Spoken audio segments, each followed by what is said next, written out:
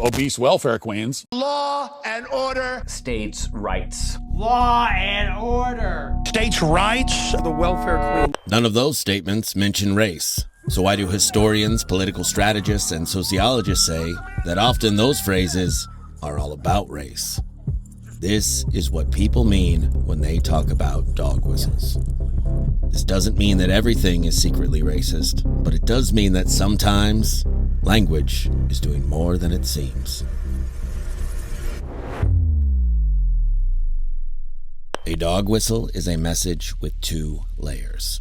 One layer that contains a meaning that everyone can hear and understand. But then there's a second hidden meaning that only a subset audience can hear and understand. Think of it like a secret code. Legal scholar and dog whistle expert Ian Haney Lopez says this: "We have learned to see racism in the spittle-laced epithets of the angry bigot. We must also learn to see racism in the coded racial entreaties promoted by calculating demagogues."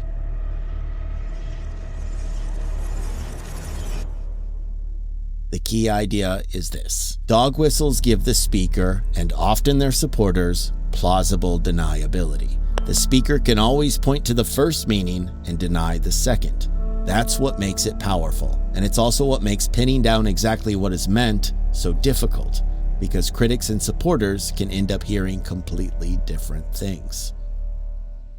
Now you might be thinking, isn't this just reading too much into things? After all, states' rights is not automatically racist. A person can genuinely mean they think states should have more power than the federal government. And you would be right.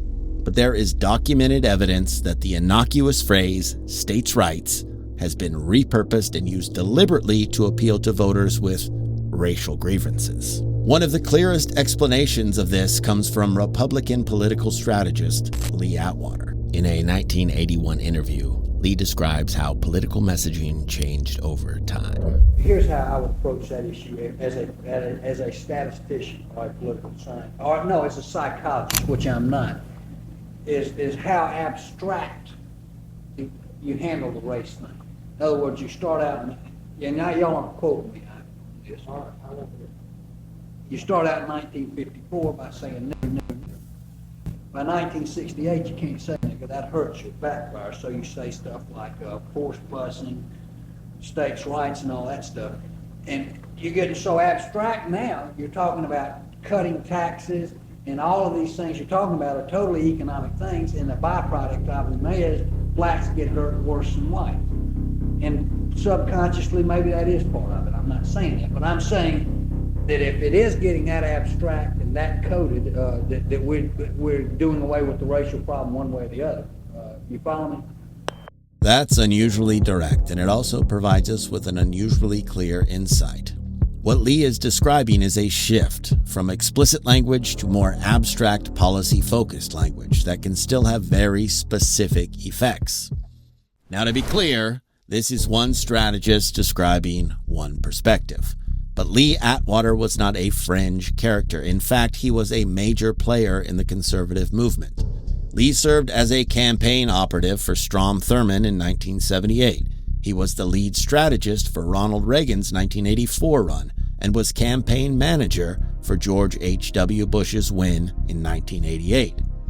So at the very least, this suggests that saying one thing while signaling something more specific was in some cases a very deliberate political strategy. I have a dream that one day this nation will rise up and live out the true meaning of its creed. We hold these truths to be self-evident, that all men are created equal. A brief history. After the Civil Rights Act of 1964, experts claim dog whistles were used to sway pro-segregation Southern Democrats, known as Dixiecrats, to the Republican Party. This political operation was known as the Southern Strategy, and its success, at least in part, helps explain the long-term political realignment of much of the American South. One commonly used dog whistle is the phrase law and order.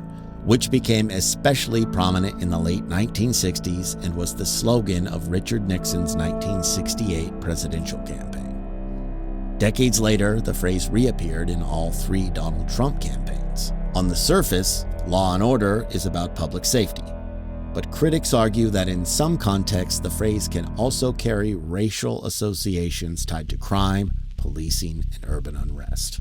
Similarly, narratives around welfare in the 70s and 80s focused heavily on fraud and abuse, giving rise to a racialized stereotype still invoked today, known as the welfare queen.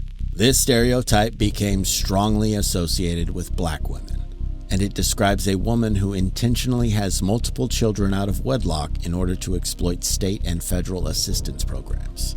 Detractors argue that those narratives incorrectly shape how people picture who receives assistance, and therefore are more likely to cast a vote to cut public assistance programs. Now let's look at a more recent example of a dog whistle. Today, these kinds of messages don't just appear in campaigns. They can also drive clicks, engagement, and media attention online.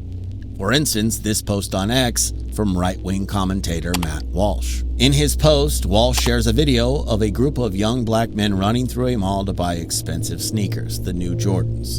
And he suggests that the government should review the people in the video and revoke their EBT benefits if they are receiving them. And you might be wondering what a run on Jordans has to do with the EBT program, and the short answer is nothing, which leads critics of posts like this to argue that the implication is racial, even if race is never mentioned explicitly. The argument is not just about the words themselves, but about the combination of imagery, stereotypes, and audience expectations. So whether it was intentional or not, it's clear that many of Matt's followers interpreted this tweet racially. Ryan C. says they have money for sneakers, but not for supporting their kids. Brian Osborne says, too bad you'll never see them running like that to buy work boots or a book. And Zebediah thinks they're a bunch of low-class animals. Of course, this also brought in commentators pointing out the racist nature of the post. Then defenders of the post came in to comment that race was never mentioned. The point of understanding dog whistles isn't to assume every phrase has a hidden meaning. And it's not to accuse everyone you disagree with of secretly being racist. It's to recognize that communication doesn't happen in a vacuum. Words carry history, images carry associations, and over time, repeated patterns shape the way people think about entire groups of people. For instance, some might say that Matt Walsh's audience has been conditioned to think of welfare fraud and crime anytime they see black people doing basically anything. Like in this case, what crime are they committing? They're being rude. And maybe when people repeat these phrases, they're completely innocent. But maybe sometimes they aren't. But once you understand how these messages work on multiple levels at once, you start noticing them everywhere. Thank you for watching. Please like, subscribe, and comment.